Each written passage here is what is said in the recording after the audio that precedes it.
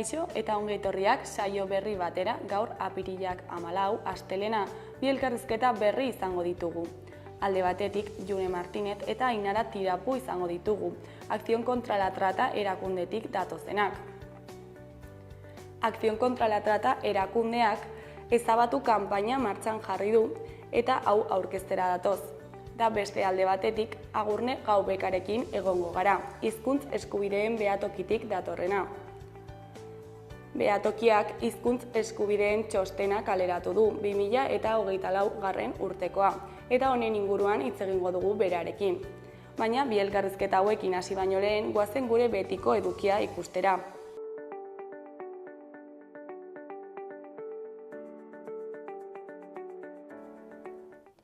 Goazen orain gaurko efemerideekin. Gaurko egun batean, 1776ko apirilaren 14ean Azkoitiko herritarrak jauntxoen aurka matxinatu ziren. Eskari nagusia ogiaren prezioa jeistea bazen ere, jauntxoak gariarekin espekulatzen hasiak bat ziren. Gozetutako herri batek handikien gehiegikeriei emandako erantzuna izan zen. Urte batzuk geroago, 1931ko apirilaren 14ean, Eibarren Espainiako Errepublika aldarrikatu zuten hauteskundeak errepublikano eta sozialistek irabazi ostean. Aldarrikapena egiten lehen hiria izan zen, goizeko ordu txikitan bildu ziren bi alderdiak. Udalberria osatu ondoren 3 koloreko bandera ipini eta aldarrikapen ofiziala egin zuten.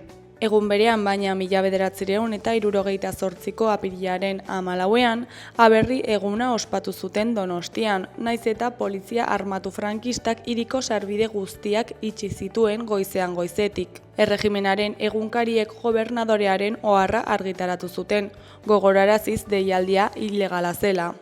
Herrialdearen eta Grosen arteko zubietan adibidez esi militarrak jarri zituzten. Hala ere, 8.000 lagunetik gora bildu ziren giro itogarri hartan eta 300 pertsona atxilotu zituen poliziak. Donostian mobilizatu ezinik Errenteria eta Arrasaten ere manifestazioak egin zituzten. Giroa pilpilean zen Hego Euskal Herrian. Eta bukatzeko 2002ko apirilaren 14ean Zornotzako herritarrek Boroako zentral termikoaren inguruko erreferenduma egin zuten. Zornotza bizirik plataformak antolatutako bozetan parte hartzaileen 88,2%ak zentralaren aurka bozkatu zuen. 5.352 herritarrek hain zuzen. Emaitza ordea zentrala 2005ean jarri zuten martxan.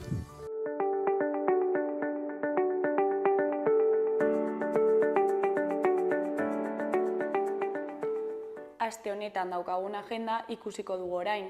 Asteartean Mendillorriko liburutegi publikoan ipuin ordua eta are gehiago Bentura Ruizekin. Suziri bat bezala ipuin kontaketa egongo da 6 eta 4 Asteazkenean Arrosadiako liburutegi publikoan 6:30 Arrosadia irakurle taldeak Patricia Highsmithen Ripleyren jokoa liburua aztergai izango du.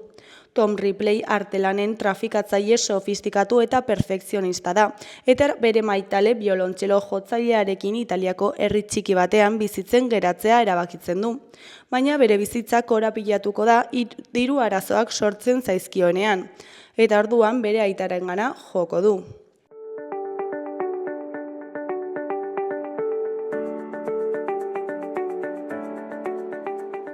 Ikus dezagun gaurko egunkarien azalek zer dioten.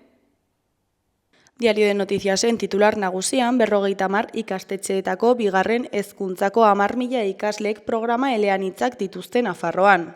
Ikastetxe batzuek atal elebidunak eskaintzen dituzte ingelesez, frantsesez edo alemanez, eta beste batzuek pairi jarraipena ematen diote. Hilaren 16ean amaitzen da bat egiteko edo irteteko epea. Argazki nagusian, Osasunako jokalariek garaipena ospatu dute Budimir eta Ibainezen golekin. Titularrean, Osasunak arnasa hartzen du. Gironaren aurka irabazi du eta salbazioa bideratu du. Hori koloreko berrietan, alde batetik, argia, 40 urte herriberan euskaraz bizitzen. Beste alde batetik, Julio Medem zinema zuzendariaren arabera, asko ordaindu behar izan dut zinema librea egiteagatik. Eskuineko berrietan, batetik Mikel Faber eta Maitane Melero 3 herri lehiaketaren irabazleak dira. Bestetik, Esteban mugak gainditu eta nazio gehiago egitearen alde agertu da. Azkenik, patinete elektrikoak 2026tik aurrerako nahitaezko aseguruarekin. Diario de Navarraren titular nagusian, jokoan dirua jartzen duten nafarren kopuruak bera egiten jarraitzen du. Biztanleriaren ia erdiak egiten du, pandemiaren aurretik baino 16% gutxiago. Gizonek emakumeek baino gehiago jokatzen jarraitzen dute, baina distantzia laburtu egiten da. Argazki nagusian, Pablo Ibañezek bere lehen gola sartu zuen Sadarren, partidaren azken txanpan lasaitasuna ematen zuena. Titularrean topaketa Sadarren. Osasunak bigarren partida irabazi du 5 hilabete eta erdian eta jaitsieratik ihes egiten du. Eskuineko berrian, etorkinak herriberan nazioarteko sare baten biktimak dira. Goiko berrietan batetik erramu igandearen irudiaren mende bat. Bestetik Gaza Mikel Aiestaran kazetariak ikusita. Bukatzeko anaitasuna 8,7 milioiko zorraren aurrean. Gararen titular nagusian, Aita Mariren erreskate berri batek 125 pertsona salbatu ditu. Itxas salbamendu humanitarioko ontziak 125 pertsona erreskatatu zituen atzo, eta horietatik 84 gomazko txalupa batean zihoazen, ondoa hautsita. Astebetean 233 pertsona salbu jarri ditu. Argazki nagusian, Al-Ali ospitalean nola geratu zen Israelen erasoaren ondoren. Titularrean, Al-Alirekin 35 dira jada Israelgo armadak urte eta erdian Gazako ospitaleen aurka egindako bombardaketak. Ezkerreko berrian, poliziaren autoberriak urrearen prezioan. Beheko berrietan, alde batetik, La Dinamo Fundazioko Gloria Rubioaren hitzetan, garrantzitsuena bizitzea da, ez edukitzea, ez da etxe baten jabetza behar. Beste alde batetik sakrifizioa Point de la Graben izeneko erreportaia dugu. Euskal Herria Irratiaren titular nagusian, irakaslea den Xavier Murzianoren hitzetan, arazo asko sortzen dira eta baliabide gutxi ditugu. 7. lan uzteak egin dituzte hezkuntza publikoko ikastetxeek. Iruñerriko irakasleak daude gaur deituta protestarekin bat egitera. Hezkuntza publikoko sindikatuen gehiengoak egin du deia, Steilas, Lab, Comisiones Obreras eta ELAK. 9etatik 11etara eginen dituzte mobilizazioak. Hezkuntza publiko kalitatezkoa exigitzen ari dira. Eskuineko berrietan, goikoan, Ilundainen baserriko bizitza nolakoa den erakusten dugu. Ilundaingo baserri eskolak 40 urte egin ditu. Aranguneko bailaran ingurumena hezkuntza eta aisialdia ardatz dituen gune berezia sortu dute. Mikel Lasarte Artola zuzendariaren eskutik erreportajea egin dugu, bertan. Iruñerritik gertu dugu, 17 kilometrora. Hiriko girotik landa eremura ordu laurden batean. Animaliak, baratzeak, elauntzak eta soroak inguruan. Irulegiko eskua oso hurbil dugu. Behekoan Maruxaken hitzetan, abestiari eman diogu buelta bat, mariokonizatu eta biziago egin dugu. Aurtengo gertaeren kiniela osatu bagenu ez genuke asmatuko Tapia eta Leturia eta Maruxak taldearen arteko uztarketa izango genuenik. Baina bai, badugu, Konpostelako Erromesa Remix, Maruxak taldeak eta Tapia eta Leturiak elkarlanean sortu dute abesti berria aurkeztu dute Tatak eta Pilik. Tradizioa, folklorea eta modernitatea izan dugu hizpide metropoli foralean.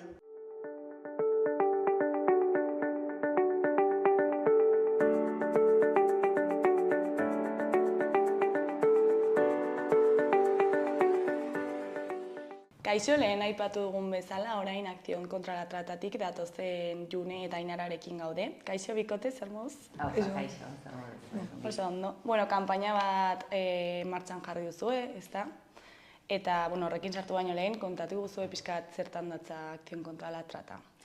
Akzion kontra la trata irabazi asmorik gabeko elkarte bat da, duela 10 bat urte sortu zen, eta batez ere bi helburu nagusi ditugu. Bata da trata edo saleroskatearekin amaitzea, batez ere sexu esplotazioa helburu duen salerosketarekin amaitzea, eta hor prostituzioa eta sartzen da. Eta gero bestetik gizartean aldaketa bat eragitea, berdintasunaren aldekoa eta gizarte berdinzaleago baten alde egitea da beste helburuetako bat. Horiek bi nagusiak. Eta nolakoa da zuen lan egiteko modua? Ba, bueno, egunean orain badaude, osea, helburu horietako bat lortzeko, bai, gizartean eragina izatekoa hori lortzeko, prestatu dugu momentu honetan ezabatu kanpaina, eta sexu ustiapena helburu duen salerosketarekin amaitzeko, orain batez ere daukagu fokua jarrita sistema horren biktima izan diren edo hortik bizirik atera diren emakumeei laguntza ematea. Eta orduan urte hauetan zehar osatu dugu Las Poderosas izeneko talde bat, eta talde horretan prostituziotik eta beste indarkeria matxista batzuetatik bizirik atera diren emakumeei arreta ematen diegu, laguntzen diegu, osatu dugu haien arteko bestalde moduko bat, prestakuntza eman diegu, eta orduan badaude talde horretako emakume batzuk beste batzuei laguntzen dietenak, egin dugu emakume horiekin antzerki lan bat, disko liburu bat, hainbat eta hainbat gauza batez ere emakume horiengan arreta jarrita. Eta gero beste helburuari begira, egin dugu orain ezabatu kanpaina, baina duela 8 bat urte egin genuen Metatxo de Macho gizonkeriatik gizontasunera izeneko kanpaina, hortan ere egin dugu gure intzidentzia edo. Eta erakunde honetan zenbat pertsona zarete parte? Gaur egun daude plantillan 5 bat edo lagun, eta june, praktiketan, eta gero badaude voluntarioak, 50 voluntario inguru, hainbat gauzatan laguntzen digutenak. Itzulpen lanak egiten, gaztelania erakusten emakume etorkinei, mandatuak egitera laguntzen, zer egitekoa badago. Edo kanpainaren berri ematen, eta kanpainen berri eta dena mugitzen laguntzen, badago mugimendu asko. Eta sortu zenetik, zen izan da pixkat bilakaera, zer aldatu da, zer ez? Hasiera batean asmoa zen batez ere intzidentzia politiko hori egitea, eta gizartearengan nolabait eragitea, berdinzaletasun hori garatzeko.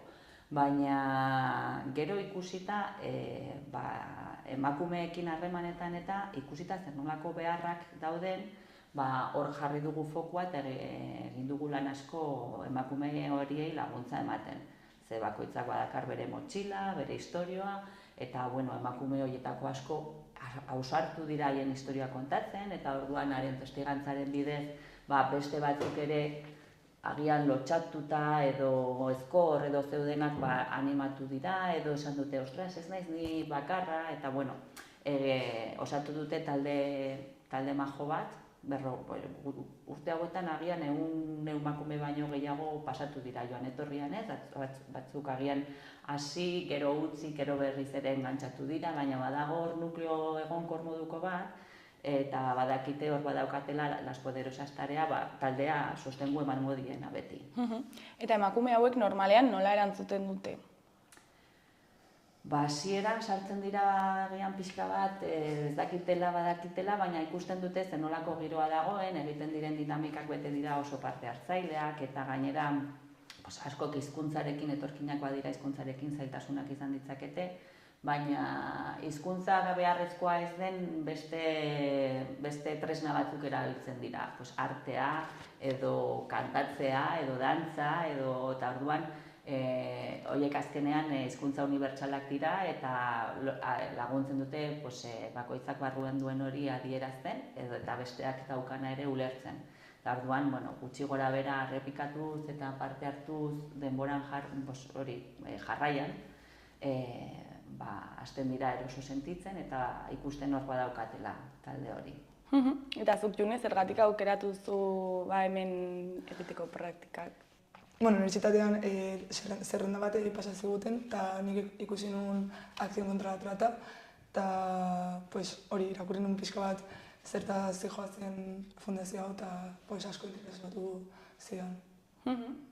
Eta, esan dugun bezala, ezabatu kanpaina martxan jarri duzue, eta, zertan datza kanpaina kontatu guztue pixka bat? Sentsibilizazio kanpaina bat da, batez ere, gazteentzat, eta sexu indarkeriari buruz, eta prostituzioa nola normalizatzen dugun gure bizitzan zehar. Hori ikusarazi nahi dugu, ze azkenean agian hasten zara, nik ez nekien, baina gazteekin hitz egiten, oso ohikoa omen da WhatsAppez hitz egiten ari zarela, halako irudi pornografiko bat bidaltzea. Edo Instagrametetik mezu batzuk pixkat sexu kutsua edo. Bai. Sexu kutsua duten mezuak jasotzea normala dela. Bai. Eta zergatik bideratu duzue kanpaina gazteengan? Ikusten genulako oso normalizatua zegoela sexu indarkeria, pornografia eta halako gauzak sare sozialetan, Instagramen, WhatsAppen, OnlyFans, ere sugar dating aplikazioak zeudelako, eta gazteek oso normalizatuta zeudelako. Gure gazte bezala ere oso normalizatuta dagoela.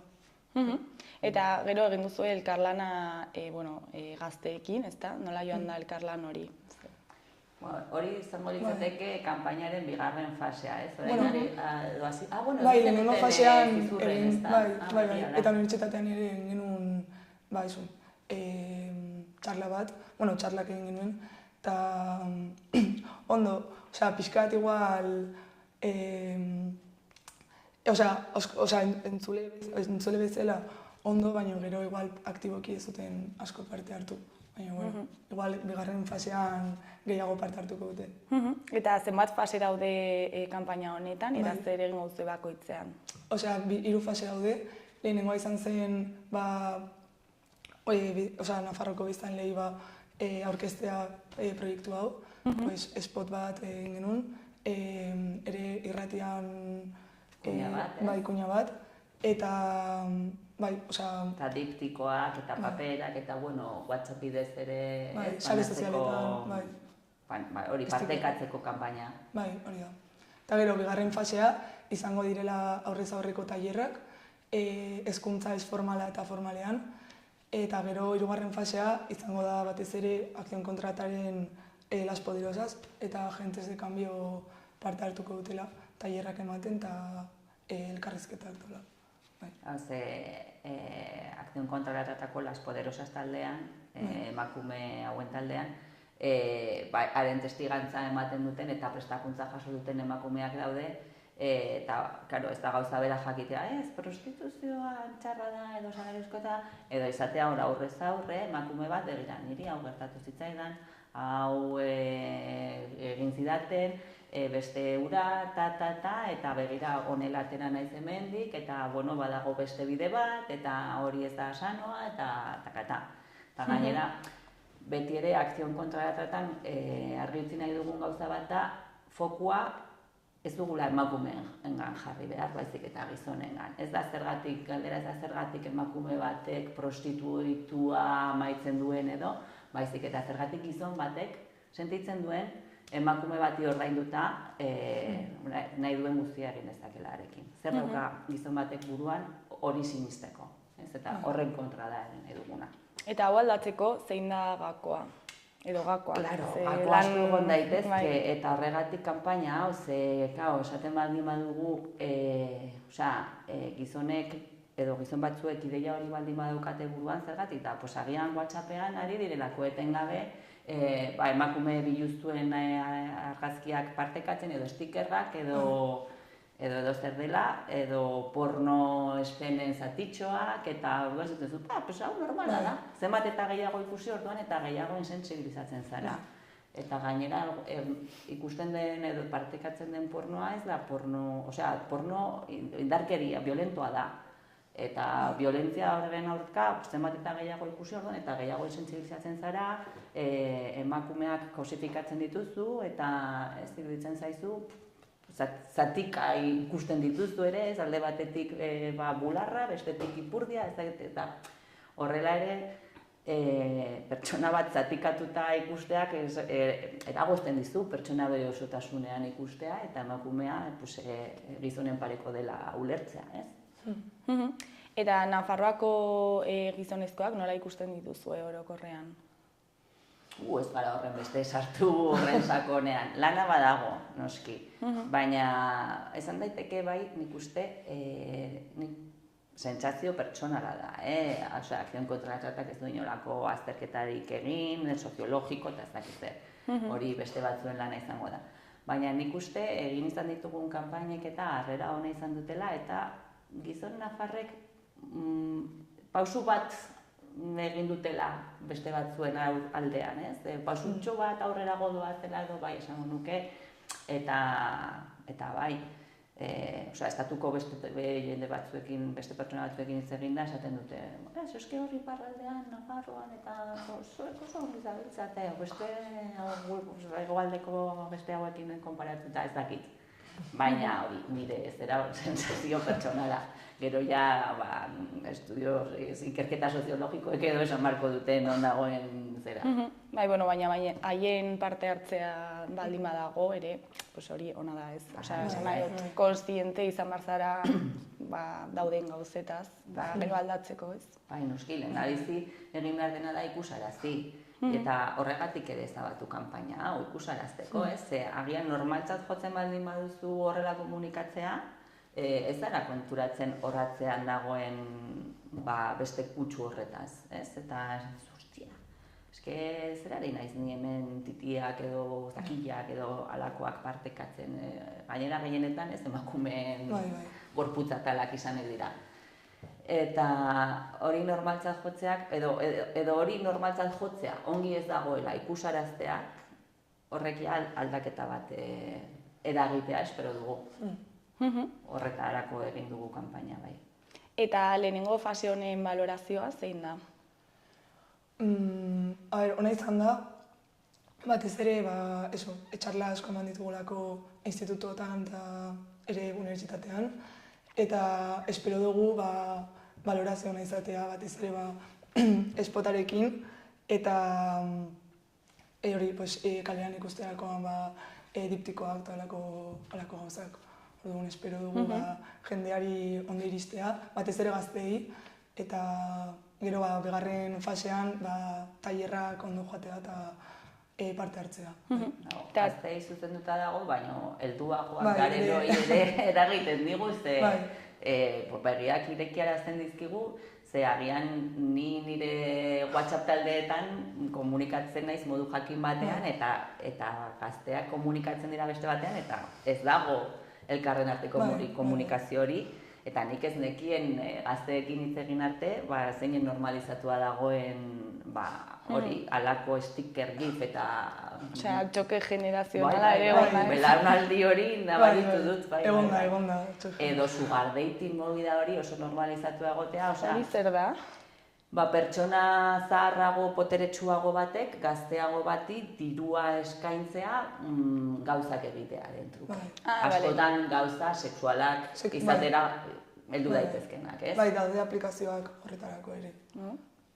Orduan, osoikoa omen da, Instagramen neska gazte bati idaztea, aizu, zure sugar daddy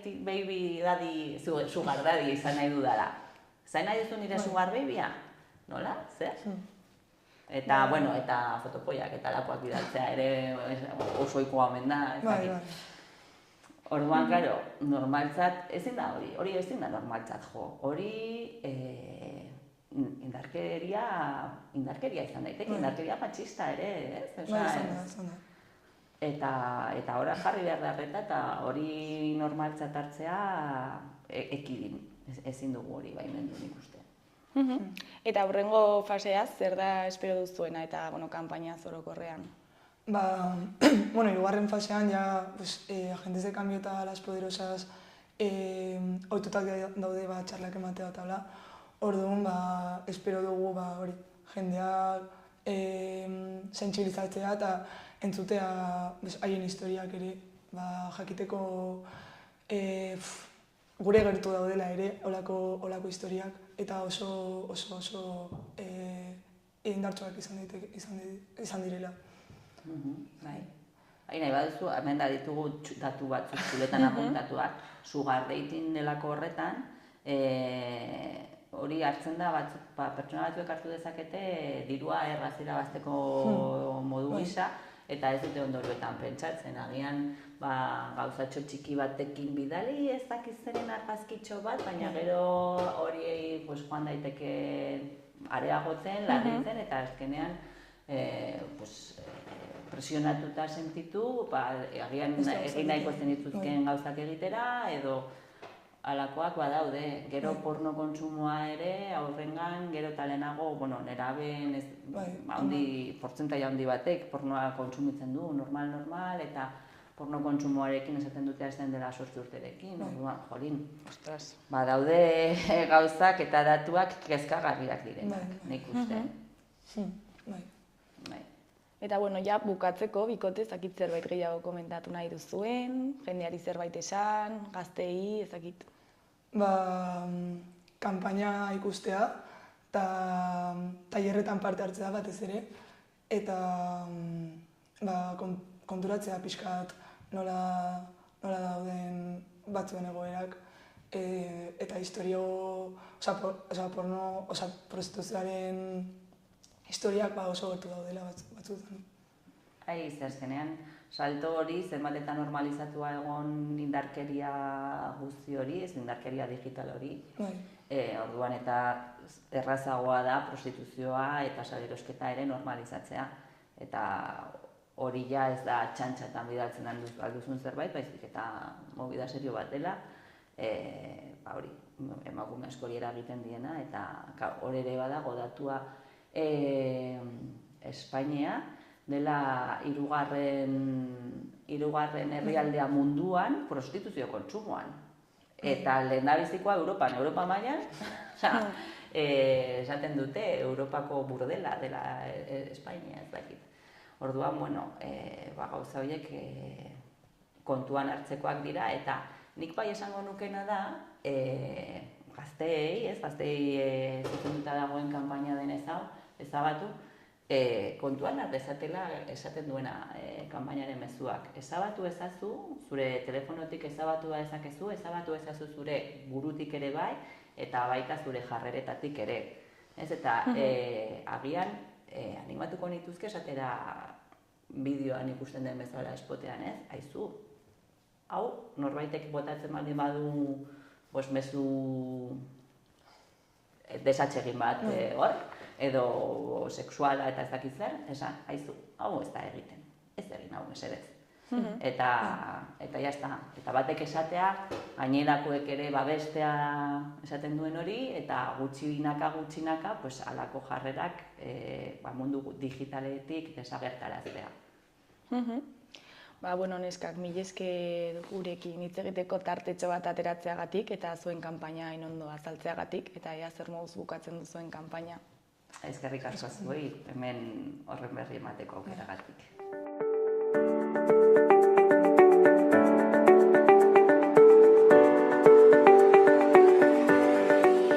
Gaurko eta biharko eguraldiaren iragarpena ikusiko dugu orain. Gaur, astelena, ostarteak goizean eta giro ezegonkorra eguerditik aurrera izango dugu. Goizean hegoaldeko haizea ibiliko da eta atzo baino gehiago igoko dira temperatura maksimoak, 18-20 gradu ingurura. Horrez gain, hodeiak eta urdinguneak izango ditugu eta giro atsegina izango dugu ere. Eguerditik aurrera aldaketak iritsiko dira. Hodeiak ugaritu eta zaparradak botako ditu. Zaparradak botatzeko probabilitatea handiagoa izango da hegoaldean eta ekialdean, eta noizbehinka trumoi ekaitzak ere izan daitezke, batez ere Nafarroan eta Pirinio inguruan. Goizean goiz giro freskoa eta lainogune batzuk barnealdean. Asteartean zerua estalita, zaparradak eta temperaturaren jaitsiera handia nabarituko dugu. Mendebaldeko eta ipar-mendebaldeko haizeak gogor joko du eta ia egun osoan enbarazu egingo du, bereziki itsasertzetik gertuen dauden eskualdeetan. Zerua estalita egongo da eta zaparradak botako ditu, batez ere ipar isurialdean. Tarteka ez da baztertzen trumoiak jotzea. Temperatura jaitsi egingo da eta elurkota 1200 inguruan egongo da. Gauean beherago jaitsi daiteke. Temperatura altuenak 10-13 gradu artekoak izango dira. Temperatura minimoak egunaren amaieran neurtuko dira.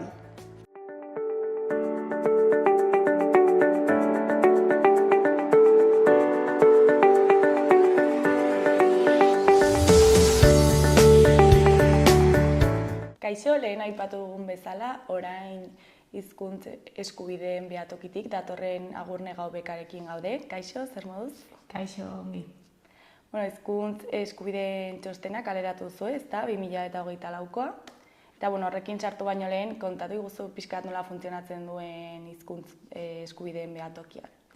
Bueno, hizkuntz eskubideen behatokiak azkenean egiten duena da herritarrek euskararen lurralde osoan jarduten dugu, ez? Eta orduan herritarrek euskara ikasterakoan, ikasi nahi izaterakoan edo euskara erabili nahi izaterakoan aurkitzen dituzten egoerak bideratzen ditugu. Azkenean hizkuntza herritardinak eta ildoetako bat adibidez bada legedi, araudi ezberdinetan, proposamen politiko ezberdinetan egiten diren nolabaiteko ekarpenak egitea, hizkuntza eskubideen bermea emateko eta azkenean euskararen erabilera eta sustapena ere hor izan dadin, ez?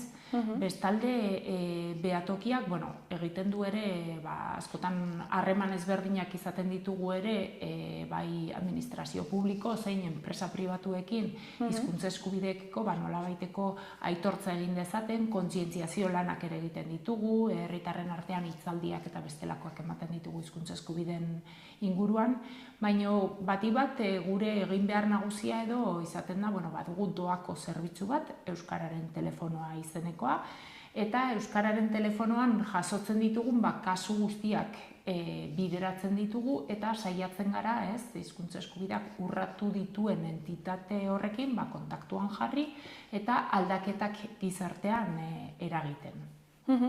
Eta ere urtero txosten bat kaleratzen duzu, ezta?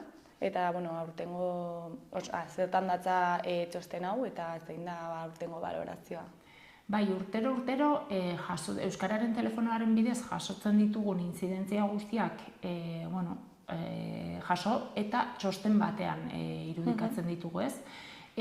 Batik bat, arlo-arloko irakurketa egiten dugu, batetik eremu publikoarekikoa, eremu publikoan gainera administrazio ezberdinekin izaten dituzte herritarrek harremanak eta administrazio guzti horiekiko irakurketatxoa egiten dugu, baina baita esparru sozioekonomikokoa. Hor dauden eragile ezberdinak, enpresa ezberdinek ere zer nolako jarrerak izaten dituzten euskararekiko eta herritarrek egunerokoan edo kaletik ikusten dituzten kartel eta horrelakoak ere helarazten dizkigute, ez? Azkenean horiek badirelako ere nolabait euskararen egoeraren eta gure eskubideen egoeraren seinale bat, ez? Guk urtero txosten horretan jasotzen ditugu kasu kopuru bat, baina egia da kasu kopuru hori ez duela esan nahi 1.200 intzidentzia egoteak 1.200 urraketa egon direla. Baizik eta guretzat azkenean lagin bat dira, ez? Zer gertatzen den gizartean. Azkenean, salatzen den kasu bakoitzaren atzean badaude beste hainbat salatzen ez direnak. Edo beste hainbatetan herritar asko ere zerbitzu batzuk jasotzera, zuzenean gaztelania edo frantsesa erabiltzen dute zerbitzu horiek jasotzeko, ulertzen dutelako edo pentsatzen dutelako agian ez dutela eskubiderik euskaraz eskatzeko. Edo beste behin izan zutelako esperientzia txar bat euskara erabiltzeagatik eta zuzenean gaztelaniaz edo frantsesez egin dutelako. Orduan guzti horiek ere gure kasuetatik, gu tratatzen ditugun kasuetatik kanpo geratzen dira, baina horregatik esaten dugu lagin bat jasotzen duela urteko txosten honek, ez? Eta normalean zer nolako urraketak izaten dira? Eta ezakit igual normalean kasu berdinak edo antzekoak jasotzen dituzuen, edo ezakit oso ezberdinak diren haien artean? Bai ez, normalean ikusten ari garena da gainera euskara ofiziala den eremuetan ematen diren kasuak direla gehien bat.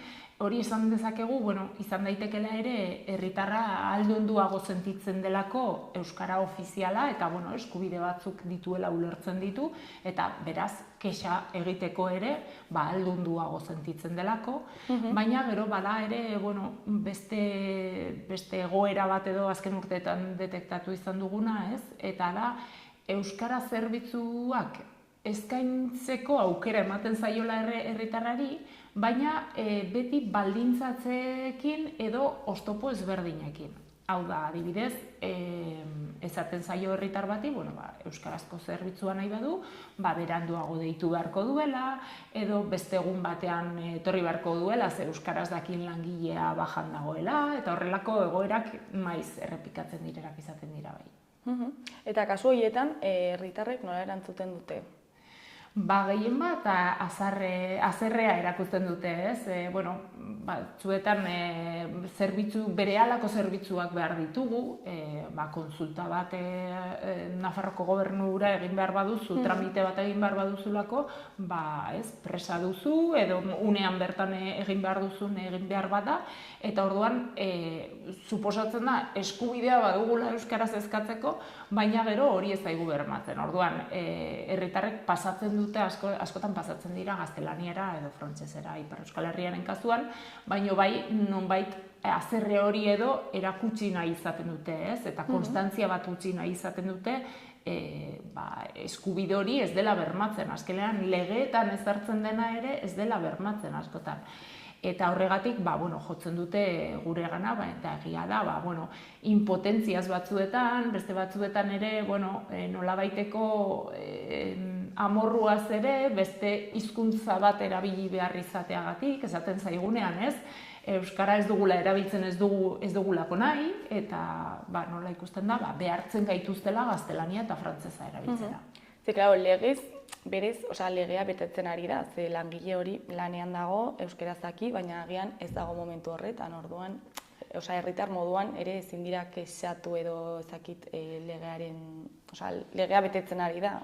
Karo, kontua da, ez legea, hau da, euskara ofiziala den eremuko herritar bat bada, eskubidea du zerbitzua euskaraz eskatzeko. Kontua da, hori ez daudela beharrezko baliabideak, administrazio publikoak ez dituela baliabideak jartzen, orduan berez legea urratzen ari dira.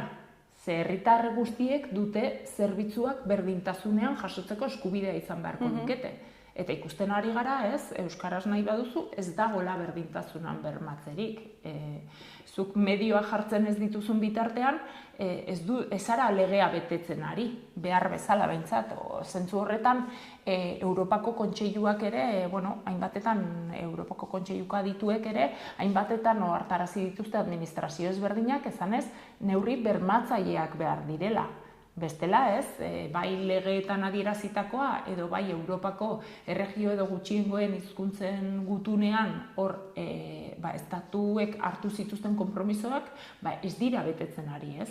Orduan, bi parametrotan esan genezake ez betetzeak, bat legeak ez betetzea, eta bestetik, esango genuke ere, giza eskubideak ez betetzea. Hau da, euskara ofiziala ez den eremuetan ere guk ulertzen dugu herritarrek izan beharko luketela berezko hizkuntza, bertoko hizkuntza erabiltzeko aukera. Eta horiek ere ez dira bermatzen, ez? Orduan guk hizkuntza eskubideen defentsa egiten dugu parametro horietan giza eskubide bezala legeak babestu edo ez, eta batzuetan legeak ezartzen duena ere ez dela betetzen ikusten dugu. Eta nola lortu dezakegu legeak ezartzen duena beti araztea? Azkenean guretzat garrantzitsua da euskararen telefonoa bezalako tresnak erabiltzea, ez? Ikusten dugulako batzuetan behintzat administrazioek hartzen dituztela neurri zuzentzaileak, ez da guztien kasua. Nafarroko gobernuaren kasuan adibidez, askotan ez digute erantzunen egiten, nolabait konstantzia uzten dugu hor, baina departamentu askotatik ez diote hizkuntza eskubidei garrantzia ematen, naiz eta eremu euskalduneko herritarrak izan, ez? Orduan guretzat garrantzitsua da, gero, parlamentura goazenean edo alderdi ezberdinekin hitz egiten dugunean legeak aldatzeko, ofizialtasun aldarrikatzeko adibidez Nafarroan, guretzat garrantzitsua da, ez? Herritarren hitza hor geratzea. Eta orduan, zein izango litzateke horrela egin duzuen balorazioa beste urteekiko alderatuz? Beste urteekiko alderatuz, esango nuke behin eta berriro errepikatzen diren kasuak daudela, zuzendu gabe jarraitzen duten kasuak, eta gainera larriena hori da, ez?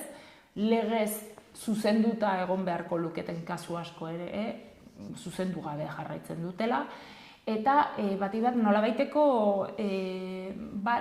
legitimatzen ari direla jarrera batzuk, eta gero gainera betikotzen ari direla urraketa batzuk, ez? Adibidez, hori Nafarroko gobernuaren kasuan oso ohikoa da erantzutea, departamentu horretan ez dago euskararen ezagutza duen inor eta ezin dituzte herritarrak euskaraz hartatu. Edo pertsona bakarra dago eta bera ez dagoenean ez dute bermatzen. Edo zer gertatzen da adibidez Nafarroko gobernuko webgune askorekin, eginbide telematikoekin, hori guztiak behin eta berriro parlamentura ere joan ginen, esanez herritarrak kexa zertzen dutela, ezin direla tramiteak euskaraz egin, ezin direla euskarazko dokumentazioak behar bezala bideratu, eta hala ere hori guztiak zuzendu gabe jarraitzen dute urtez urte. Hau da, 2024ko txostenean agertzen diren hainbat kasu, 2023 edo 2022an ere agertzen ziren, ez? Eta normalean, ze esparrutan edo ze eremutan nabaritzen da gehien eskubideen urraketa hau? Bueno, guk azken urteetako gora beren arabera eta esango nuke orokorra dela, hau da, euskararen lurralde osoan ematen diren egoerak dira, eta gainera, uste dut, herritarrek garrantzia berezia ematen dieten esparruak direla, eta izango litzateke batetik osasungintza eta zaintza zerbitzuak, eta bestetik adibidez segurtasuna bezalakoak. Hau da, foruzainak, ertzaintza, udaltzaingoak, horrelako zerbitzuetan, bai, azkenean ikusten dugulako, hizkuntza eskubidez harago, bestelako eskubide batzuk ere urratzen direla. Adibidez, osasun zerbitzu kalitatezko batzuk ukitzeko eskubidea, edo segurtasunerako eskubidea. Zer gertatzen da, nik suhiltzailetara deitzen badut, edo suhiltzaileak etortzen badira, eta momentu egin batean larrialdi mezu bat euskaraz adierazten badut. Bestaldean dagoenak ulertzen ez badu, nire segurtasuna edo nire integritatea ere jokoan izan daiteke, ez? Berdin gertatzen da, gero foruzain, ertzaintza eta udaltzainekin ikusten dugu, urtez urte kasu larriak ere izaten dira, batik bat, agente batzuei euskaraz egitea iruditzen zaielako beraien lana paitzen zaudela, eta albo kalte ondorioak ere eragin izan ditu, egon dira tartean izunak eta bestelakoak, ikusi genuen duela hilabete batzuk, ertzaintzarekin gertatutako kasu bat ere, azkenean izunak kendu zieten herritar bi hauei, baina horrelakoak asko errepikatzen direla, ez? Eta herritarra nolabait babesgabe ikusten da. Eta gero osasungintza eta zaintza aipatu ditut, eta bai, esparru bi horietan azkenean garrantzitsua da bertoko hizkuntza eta berezko hizkuntza, ez? Herritarra hobe azaltzen den hizkuntzan adierazi ahal izatea, eta gainera osasunaren parte ere badela ulertzen dugu, ez? Hor badaude ikerketa ezberdinak ere, non osasungintzako zerbitzuen kalitatean bereziki eragiten duen ere bertoko hizkuntzan lan egin ahal izatea, hau da zerbitzuak eskaintzea, eta herritarrak berak ere dituen gaitzak edo gertatzen zaiona euskaraz adierazi ahal izatea, ez? Horietan bereziki dira larriak, adibidez pediatriako zerbitzuetan edo zerbitzu psikosoziologikoetan ere, horrelakoetan bai edo pertsona nagusiekin zaintza egiten duten zerbitzuetan, zer esanez, adibidez, Alzheimerra bezalako gaitz bat dagonean, eta horrelakoetan, norbere hizkuntza erabili ahal izatea nola sentitzen zaren adierazteko eta zerbitzu egoki bat, eta batez ere diagnostiko egoki bat jaso ahal izateko, horrek bereziki kezkatzen ditu herritarrak. Eta gero beste eremu bat izango litzateke justiziarena ere. Hor, pasaden astean ikusi genuen, Baionan bertan ere epaiketa baten nolatan herritarrebik bat hegoaldekoa eta bestea Ipar Euskal Herrikoa ezin izan zuten euskara erabili, ez hori bakarrik epaileak behartu nahi zituzten frantsesa eta gaztelania erabiltzera, eta hor ere esaten dugu, hizkuntza eskubidez gain badagoela defentsa eraginkor bat izateko eskubidea ere badagoela tartean, eta azkenean ez, norbere burua ere adierazteko eta egitate horiek adierazteko modua balitzateke euskaraz adieraztea, eta horretarako ulertzen dugu administrazioek jarri beharko lituzketela itzultzaileak, baina egia da Europako Kontseiluak hainbatetan adierazi diola adibidez Espainiako gobernuari, esanez, neurriak hartu behar dituela epaileak, magistratuak eta horrelako figurek ere euskararen ezagutza izan dezaten. Azkenean, ez da berdina batzuetan itzultzaile batekin adierazten duzuna edo zuzenean ulertzea, ez? Eta adibidez, aisialdian nabaritu izan duzue? Bai, aisialdian ere, hor ere aisialdia azkenean eremu publikoa eta pribatuak ukitzen dute askotan. Egia da, eremu publikoan eta euskara ofiziala den eremuetan aisialdirako eskaintza euskaraz, pixka bat hobeseago badagola, baina aurkitu izan dugu ere azken urteetan nolabait aisialdirako eskaintzan haur txikientzat edo gaztentzat, adin baterarte, adibidez 16 urte bitarteko gaztentzat, badagola nolabaiteko eskaintza, eremu publikoaz ari naiz, baina haurtik aurrera erdarak erabiltzera bultzatzen direla aisialdietan ere ez, eta gero hor daude, azkenean, tresna komunikatiboak ere, filmeak, salatu izan dugu duela hilabete batzuk ere, egin izan dugu ikerketa bat pantailak euskaraz taldearekin batera, eta egia da oso urria dela Euskal Herri osoan euskarazko filmen eskaintza zinema komertzialetan adibidez, eta horrelakoek ere ikusten dugu ez, aisialdian eragina izaten dutela, eta gazte asko, naiz eta euskaraz ikasi eta euskaraz hezi, une batetik aurrera aisialdian erdarak erabiltzera bultzatzen dituztela. Eta bestalde, eremu pribatua ez, zinemak aipatu dut, baina beste eremu pribatuko hainbat enpresetan, ez zaizkie askotan eremu publikotik ere bete behar zehatzak jartzen eskaintza hori euskaraz egin behar izaterako. Kasuren baten, administrazio publiko batekin lotura duen enpresaren bat bada, batzuetan klausulak edo hizkuntza klausulak edo sartzen dira, baina orokorrean ez da bete beharrik izaten. Eta jaso dituzuen intzidentzietatik ez dirat guztiak kexak izan, ezta? Zoriontzeak ere jaso dituzue, eta nola jaso duzue hau, zer suposatu zuentzako? Bai, azkenean, euskararen telefonoa zerbitzuak ematen du aukera kexak helarazteko, baina baita kontsultak helarazteko, adibidez herritar batek euskarazko dokumentu bat du, eta ez daki administrazio horri euskarazko aurkeztu aldion, zein eskubide dituen eremu batean, bestean, orduan, kontsulta horiek ere saiatzen gara laguntzen herritarrei, baina bestalde badugu aukera zoriontzeko. Zoriontzeak beti bideratzen ditugu eta horrela adierazten diegu herritarrei lege bete beharrik ez duten entitateekiko. Hau da, osasun bidean euskaraz hartatu banaute, hori ulertzen dugu lege bete beharra duela. Orduan, horri zoriontze bat, agian ezkerron bat bidali aldiogu langile bati, baina zoriontzeko motiboa ez zaigu iruditzen, ez? Beharko lukete zerbitzuak euskaraz eman. Orduan, zoriontzeak bat izaten dira esparru pribatuan eta lege bete beharrik ez duten entitate eta enpresekiko. Adibidez taberna txikiak, merkataritza txikia, horrelakoetan gertatzen da, ez? Edo Nafarroan merkataritza handiak ere ez du lege bete beharrik. Adibidez, Euskal Autonomia Erkidegoan merkataritza handiak nolabaiteko bete beharrak baditu, baina Nafarroan ez, erabiltzaile eta kontsumitzaileen legeak ez du jasotzen bete beharrik enpresa horiekiko. Orduan, aukera ematen diegu ere herritarrei zoriontzeko, azkenean guretzat garrantzitsua da ikusten dugulako, enpresek ere nolabait bezeroen hitza jasotzen dutela.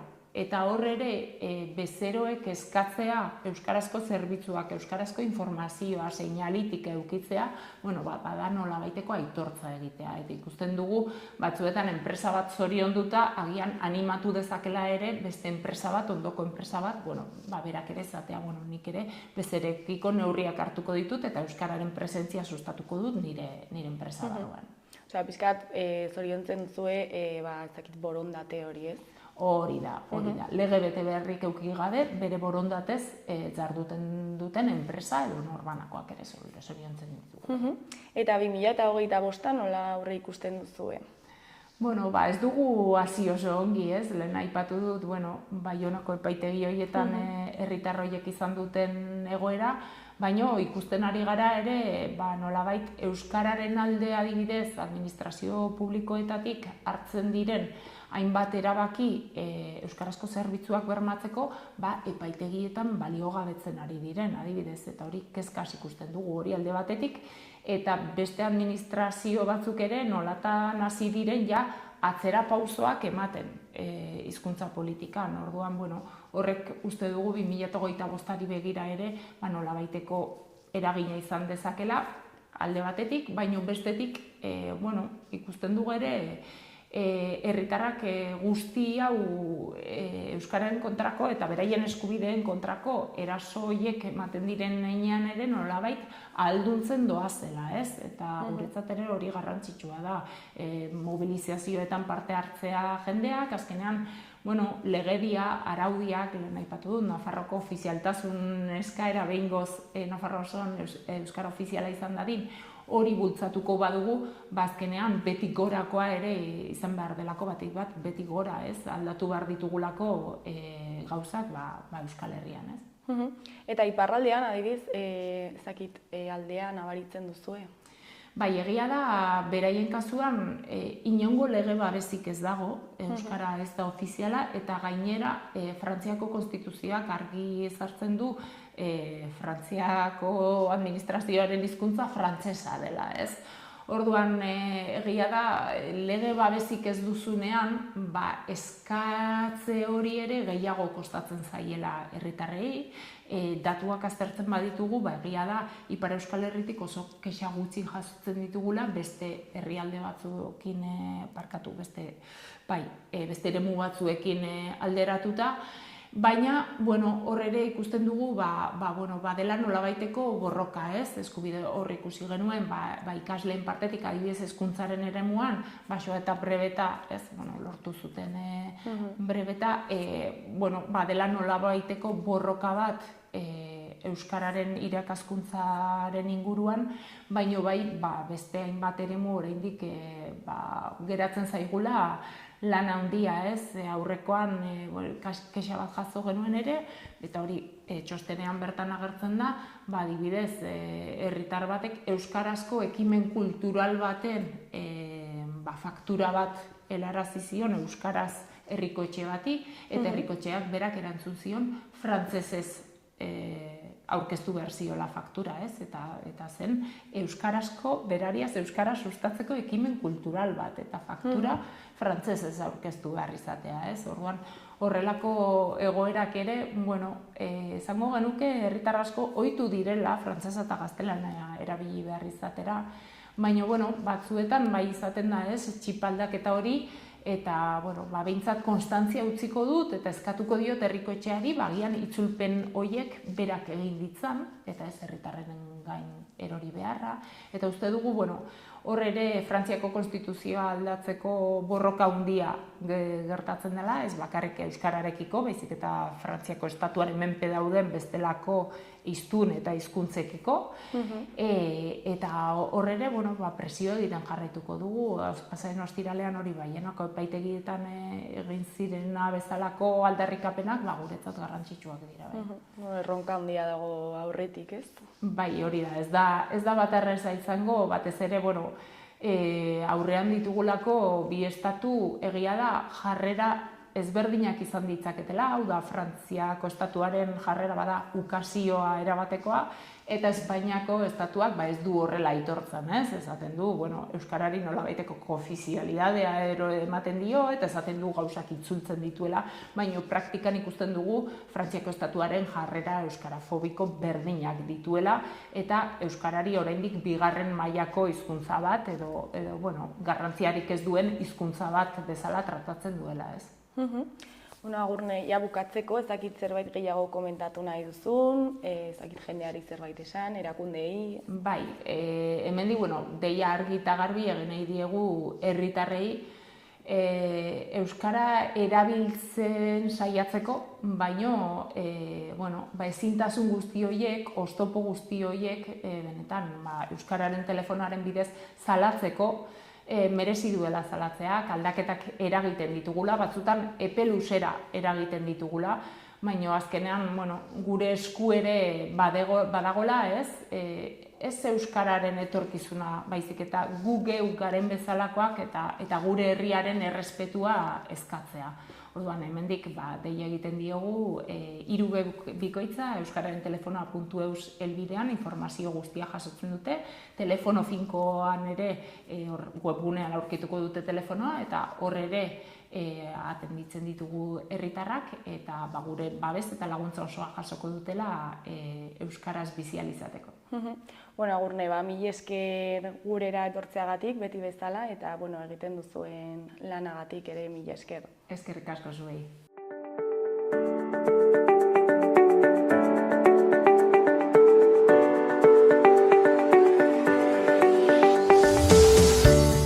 Gaurkoz hau izan da dena, bihar itzuliko gara eduki eta elkarrizketa berriekin. Mila esker zuen arretagatik, egun ona pasa, agur.